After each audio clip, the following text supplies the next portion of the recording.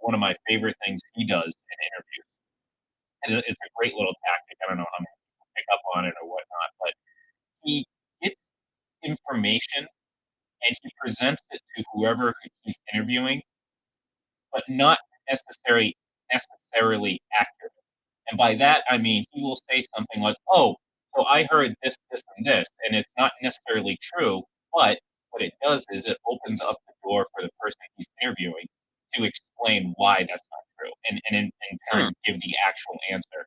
And if you listen to more and more of his interviews, you think, the guy's prepared. So he obviously knows what he's talking about. So some of these details that he gets or are slightly off are Mhm. done purposely.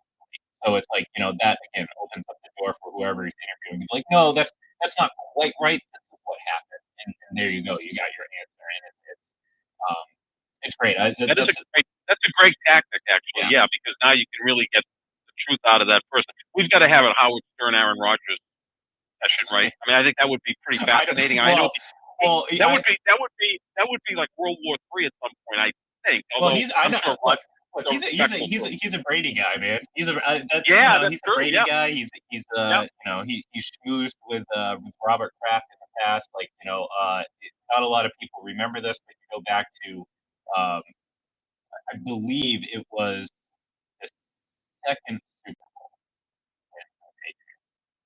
You know who called in to Howard Stern the next morning? Bill Belichick. Oh, I actually wish I thought about that before we got on the air today because I would have tried to find the audio.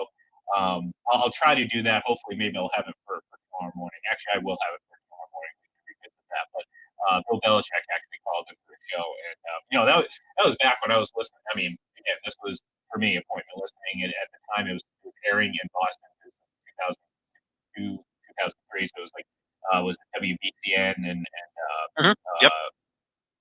uh, somewhere else if you got close to Western Mass. But so he was airing there. Obviously, it was a few years before he went to satellite. I got satellite when he went. So again, I'm a huge fan, and this was before I did any sort of stuff like this. So to me, now I look back and I'm like thinking about it more critically, more I guess professionally, and I use professionally loosely when referring to myself. But you know what I'm trying to say. Um, Well, he's had an incredible impact on the business side as well, oh, right? I mean, sure. just with satellite Sirius, that type of media, right? I mean, Hmm. like now you and look, I have friends who bought the lifetime package, and it turned out to be a good deal. I think it was $250 like 5 years ago. I'm maybe off on the facts here, but now they've got it for the rest of their lives. But just think about all the money that he brings in. That's why when people say, he makes 100 million a year. Well, yeah, if he makes 100 million a year, but if he's creating a $500 million a year for that particular company, then he's well worth it, right? I mean, it's like these college coaches. Whatever you're paying Nick Saban, he's well worth it. He's won 6 national championships, and all the money they bring in the football program pays for the entire athletic program at Alabama. So yeah, I've never had problems with people making all that type of money because they're creating a lot of that money. It's not like someone just gifted them 100 million a year and they didn't create anything. This guy's created an entire new way of listening. And the reality of it too is like, I mean, we look at it now as not kind of a big deal, but deciding to make the leap from terrestrial radio to satellite like, I mean, we know satellite now is kind of a big name in radio now. Obviously, it's Mm-hmm. 2022, so of course things have changed. But we're talking early 2000s when the idea of paying a subscription to listen to radio when otherwise Right. radio has been free forever was not a slam dunk idea by any means. So, Mm-hmm. at the time, it was Sirius and XM Radio. There were two separate companies kind of vying for that, market share, that market supremacy there. And obviously, Stern decided to take a leap, and they decided to take a plunge and obviously put a lot of faith into him, and that's what helped build what is now a massive, massive company with stations, and it's standard in just about every new car now. So like in hindsight, it's like, oh well, yeah, satellite radio was a great idea. Well, it wasn't necessarily considered that at the time, and being in the business at the time, that I'm sure it got a lot of pushback from traditionalists, and Mm-hmm. and I mean, that's just how it goes. It's like, well, this new medium has come in, and well, of course, it's not. The internet's not going to last. That's just a Right. fad. It's like Yeah. no, no, no, it's not. And just some of these guys have enough foresight to see it, and to his credit, he went and helped build what we know now. And look, I mean, again, some of the diehards, I get it. It's not the day like the prime days of like when you had all the whack packers. I mean, there's been so many that have passed on over the years, and all the office hijinks. You still get some of that, but it's a different dynamic now, and certainly with this COVID era, it's certainly even more different. So yeah, it's going to change when you're on the air for. I mean, hell, he's been on satellite for 17 years. Man. Right. 17 years, Yeah. like that's or 16 years. I'm sorry, 2006. Um, when he jumped over to satellite. So yeah, it's pretty remarkable, and it's pretty wild. But to your point, though, I spent much of my life listening to him talk about how he didn't want to turn into Don Imus. He pretty Right. much has. Which, look, Yeah. Exactly. Yeah. again, like you can kind of poke fun and whatever and criticize him for that. That's fair. But at the end of the day, it's like, look, the guy's 68 years old. Like, there's going to be certain things he might be a little bit out of touch. So And also, he's got a $500 million in the bank, right? yeah, So oh that yeah, does change you. It's no different than Bruce Springsteen selling his catalog for $500 million. yeah, Now he's a different person than he was say yesterday. And there's always pushback to musicians and actors, right? Like I grew up, my favorite actor was Robert De Niro. He still remains one of my favorite actors. But obviously, in the last 10 or 15 years, he's made a lot of bad movies. I get that. But he's also been able to make good movies as well. It's not like he forgot how to act. It's just that, he's now 78 years old. Is he going to, yeah, put the time in and the research? Is he going to gain 60 pounds like he did 40 years ago to make Raging Bull? No. I mean, you age and now you're in a different place. Same thing with musicians. I know people say, well, U2's become too commercial and whatever, but there is an evolution there from artists, whether it be musicians, actors, and in the case of Howard Stern. So yeah, people evolve. That's kind of what life is about. I mean, we're different than we were a year ago or 10 years ago. So people that want people to stay the same, they're not being fair to those people, and they're really not thinking in the right direction. yeah. And look, I mean, like I said, the fortunate thing about the time in which we live in, there's so much of what used to happen and what used to be online. I can listen to old shows, and I do it all the time. Mm-hmm. I do it. I Yep. mean, I have no problem going back and listening to the same thing over and over and over again if I like it, because again, there's certain things that I listen to, like um, anyone who remembers Hank, he's actually a Massachusetts guy. And anyone, he's obviously since passed on, but one of my favorite clips was when he came into the studio to play trivia with Gary, rock and roll trivia, and anyone who knows Hank knows he was an alcoholic, and obviously Mm-hmm. no one's poking fun in alcoholism, but he got into the studio and was absolutely trashed to the point where like he couldn't even sit on a stool, but yet he was just cleaning the floor with like these rock and roll trivia. He knew everything. I mean, it was incredible. And it's stuff like that where I go back and I watch these clips and I listen to all this stuff, and I remember some of it watching, or listening either on the radio or at the time the show was on. Mm-hmm. So it's fun to go back. I do still listen now. I still have my Sirius subscription, so of course I try to tune in when I can. But I just sit there. I'm like, man, I'm 8 years old.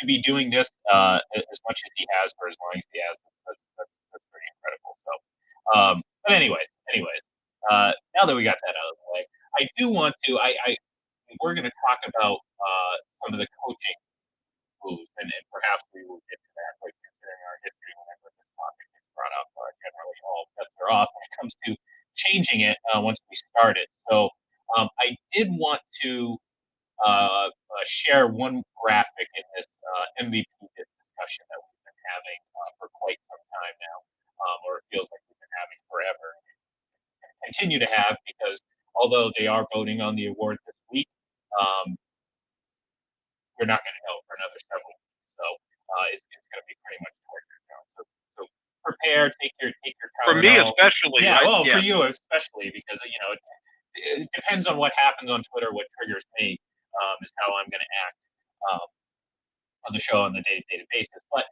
one of my favorite accounts on Twitter, TV underscore facts. Check out our great facts. Deduce that from the from the handle.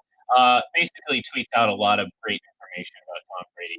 Some information that again you got to dive a little bit deeper to find, and it's unique facts which are fun and stuff like that. But in this situation, this is actually very useful. So the last few weeks, I've put out my own version of a graphic, which is basically what I call a data dump. And it's just a collection of all these random numbers that we've been hearing over and over again for whatever. We know like certain groups will pick and choose which ones they want, or so I wanted to present it as objectively as possible.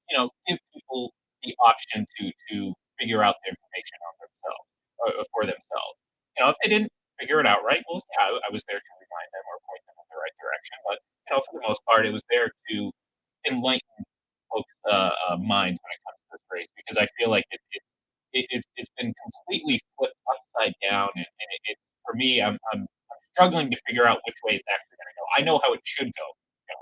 I'm just trying to figure out how it's actually going to play out because the narratives, the discussions out there in the Twitter world, out there in ESPNs and the FS1s of the world, the conversation is just so mashed up and upside down. Like black is white, night is day. That whole Seinfeld bit.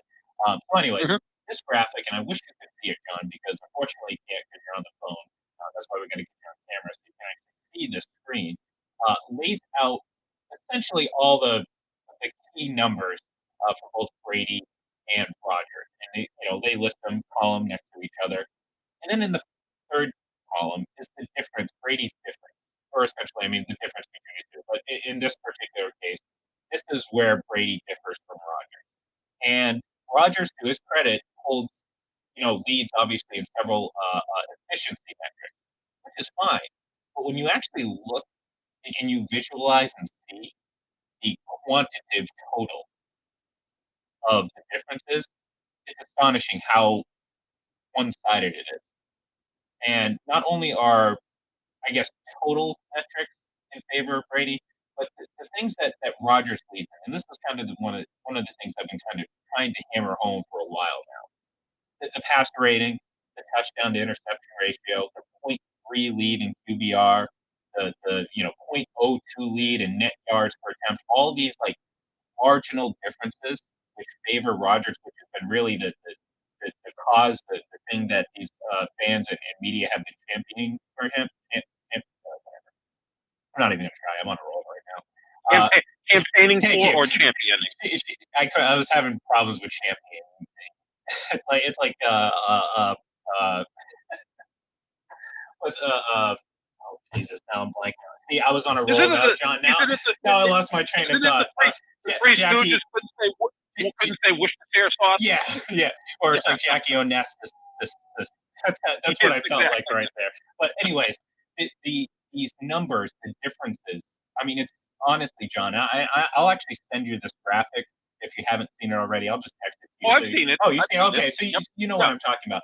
It's Yep. staggering how marginal, and we're talking about the margin of difference between these two players are almost at the level of like the margin of error, which speaks to how minimal that these differences are, or at least the ones that Brady trails in. And again, when you consider some of the factors and how some of these numbers are impacted, passer rating, touchdown to interception ratio, net yards per attempt, that type of stuff, it is Mhm. heavily influenced by things outside of the factors of the quarterback. And by that, I mean things like drops. I mean, and that we're not talking about what ifs or anything like that. We're just talking about raw numbers. And that's why, again, that difference total, that 19 drop total difference, which isn't even included on this list, by the way. That's the other cool thing. Like this list is here, and drops aren't even included in this, which again is heavily in favor of Brady. You factor in drops, and if you want to for icing, factor in strength of schedule, all that stuff. It all comes out with Brady on top. And so to me, I'm looking at this and I'm like, this is staggering.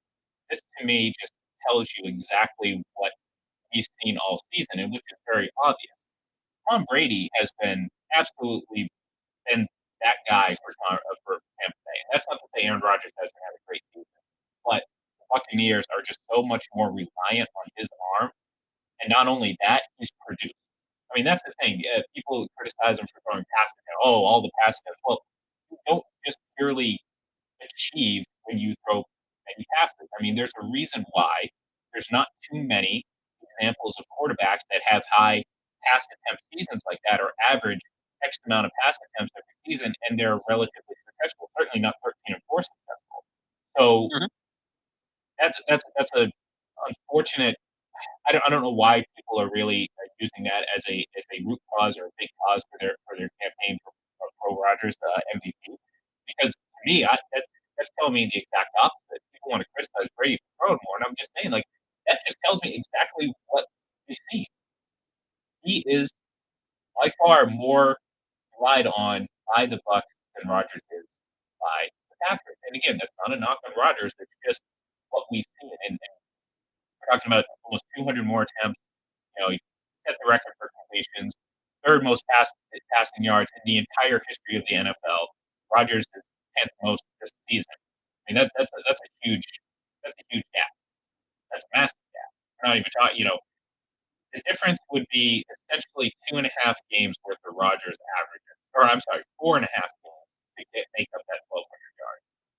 And if he were to make up, give him that extra game, if he were to match him in total touchdowns, he would have to throw two more touchdown passes than he had thrown all season in any single game this season. So, again, to me, I think it's pretty obvious. The more you see these total big picture numbers laid out for everyone, because everyone wants to harp on numbers. So here we go, we're presenting all of them. It's just a landslide for Brady. The volume, the stats, the efficiency, it's there. Rodgers is efficient too. No one's saying that's not the case, but big picture wise, it's Brady. Everything favors Brady. Strength of schedule. Brady has the second toughest one as an offense this season. Rodgers 17.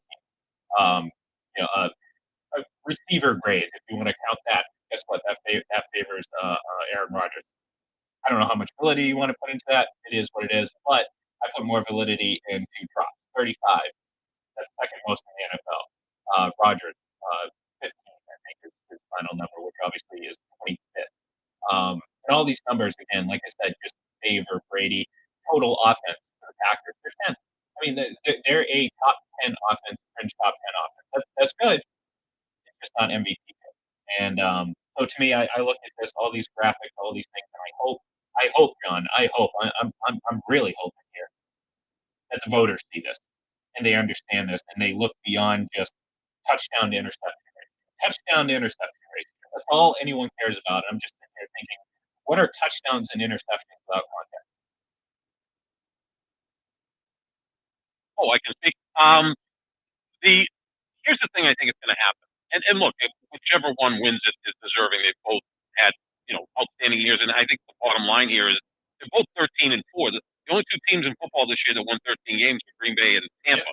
So that kind of should take everybody else out of the discussion. I mean, Joe Burrow's a nice story. I think he's going to win comeback player of the year because came Look, back the from that Colts disaster. didn't even make the playoffs, so I'm save Right. me So I don't want anything to hear about about Jonathan. Jonathan Yeah, Taylor and Cooper Cup. We can't get. I mean, Jerry Rice never won the MVP. How are we going to get yeah. the MVP of Cooper Cup, who's a wonderful player? But if you're going to give it to a receiver, Devontae Adams is every bit as good, right? Yeah, and not to So mention again, the Rams didn't win as many games as both of those, and I know that's not the right, deciding factor, but that's pretty you important, I think. well Yeah. I mean, because you have to somehow prove that Cooper Cup's value was so much, he was so great that you know what I mean, to yeah. overcome winning fewer games than we're talking about you know NFC teams as well. So I don't know, it's tough.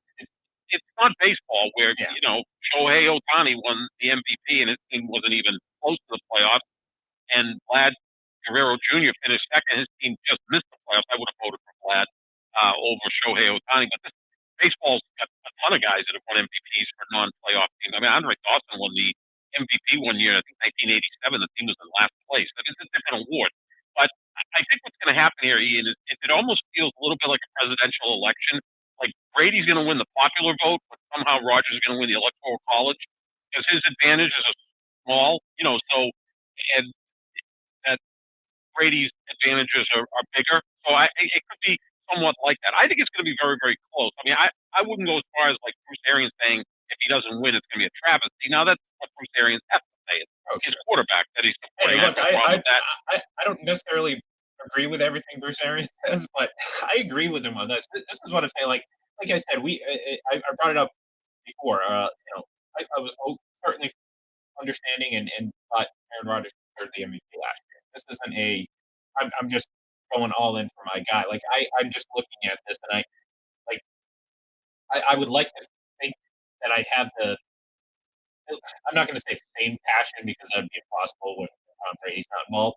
But I feel like I'd have the same energy or same feeling if there were two other quarterbacks not named either of these two guys. Because like to me, I'm looking at it just in a vacuum. I mean, forget about the names. I'm just like one guy is just. I mean, to me, is just been so much better. And uh, I feel like saying so much better is that kind of weakens my argument. So I'll take that back because I don't think either guy, whether you prefer one or the other, is so much better than the other. But in this race, when we're splitting hairs, this is akin to being so much better. You know what I mean? Like, obviously, we're not talking incredible differences between the two, but with a race this tight, when you add up all these numbers, um, it just to me, it should be a slam dunk. And I do think this would, I think looking back, like I think the reason Aaron Rodgers might win this award is kind of the opposite of what you said. Like you said, Brady might win the popular vote. I'm like, whoa, wait a minute. I think Aaron Rodgers has Right. already won the popular vote. He won the popular vote 3 weeks ago Well, when they what I'm declared saying him. what I'm No, saying is in raw numbers. yeah, Like no, sometimes I I mean, know, I know, I know. Hillary Clinton won the popular vote, lost the Electoral Oh College. I yeah, think no, kind of I a see. I'm yeah. talking about this in the more literal sense. Like, No, don't you say like, popular. No, I'm talking about in a presidential yeah, election yeah, yeah. context. No, yeah. So I no, I get that, but like Aaron Rodgers was anointed 3 weeks ago. They said he won Mm-hmm. the MVP, and there's been no just. I mean, it's like I said, I brought it up, several times already. The Chris Collinsworth stuff from a couple weeks ago. Him being up Mm-hmm. there on Sunday Night Football, just completely not acknowledging anything else. But there's no way Aaron Rodgers could lose this when it's like at the time it's like you could argue that he hadn't even overtaken Brady at that point. So to me, this popularity contest was won for Rodgers weeks ago. So I do believe if Brady doesn't win this will be one of the worst decisions when it comes to this award. I'm not going to sit here and declare it was the worst because again, I'd have to go back and kind of look at some of these other races and try to figure out the context of those. But to me, in my lifetime, I can't think of a more, I guess, travesty might be a word when it comes to the context of this discussion, the context of this award. Like, I just don't see how we can look at the entire big picture, and that's what frightens me. I don't know if they're going to look at the big picture. I don't know if they're just going to be like, oh well, look, touchdown to interception ratio. So hey, it has to be Rodgers. Well, no, if you look at it, you realize that it should be a slam dunk in my opinion for the other guy. And if he doesn't win it, like I said, it's going to be highway robbery, my friend. Federal offense. Lock, put him Well, away, throw away the key. ooh, that would be a bit harsh, wouldn't it? You're going to throw Nah, away who are you nah. putting away, Aaron Rodgers or the voters? Certain voters. We'll see. We'll see what Certain happens. voters. Well, I haven't really thought that far through, John. All right, come on. I'm flying All off. right, you, you Flying. still I'm got off the another cuff 4 here. weeks. I know. Well, Just that's 4 weeks before the award is announced is crazy. But this is how obviously these sports know what they're doing. They stretch it out so we can continue to talk about it. And then they have that award ceremony leading up to the Super Bowl.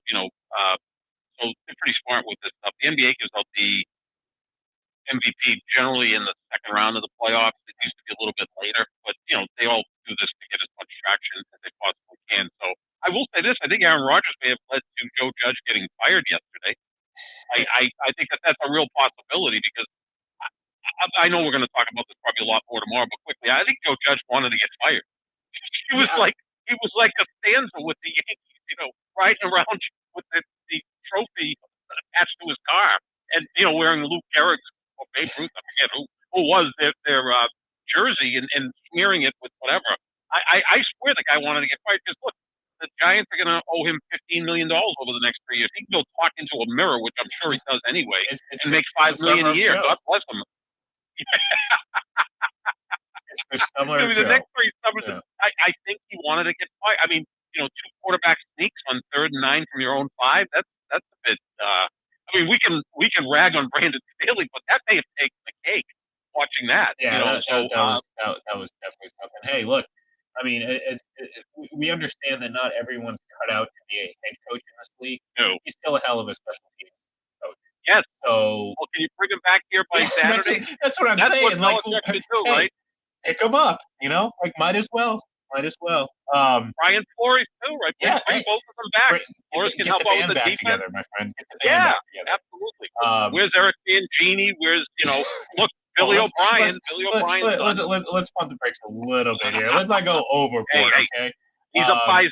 Don't not knock him. I mean, Bill O'Brien is obviously he's meant to go ruin another franchise. He's going to go ruin the Dolphins at some point. So no, look, and Brian Flores is getting interviewed in Chicago, and look, I think that's a good fit. But you're right, we are going to get into this a little bit more in the coming days. Actually, specifically tomorrow, we're going to talk about coaches because we spent a little bit too much time on things not named coaches. But tomorrow we will do that. We'll kind of discuss all the openings, and then we're going to start thinking about the playoffs, and maybe we'll start previewing some games because well, the playoffs are just a few days away. So in the meantime, give us a follow on Twitter at FBC Radio Live. I am at IDLEN31, and of course, John is at John Sapp 25.